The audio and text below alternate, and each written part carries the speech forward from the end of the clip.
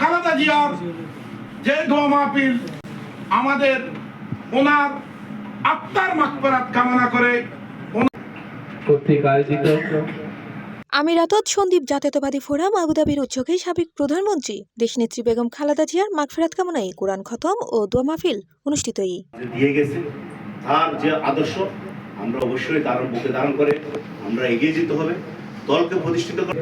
সম্মানিত সভাপতি মঞ্জিলা সন্দীপ আবুধাবির সঙ্গে সাবেক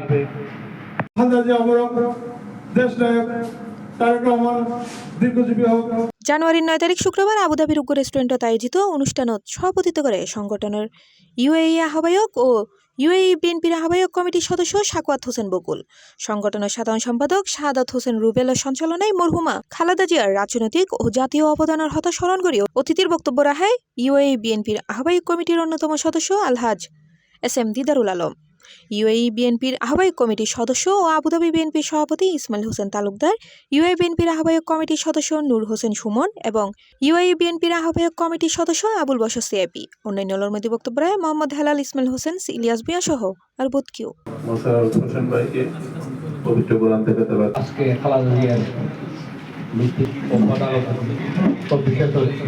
রহমানের আত্মার মাগফিরাত কামনা করছি।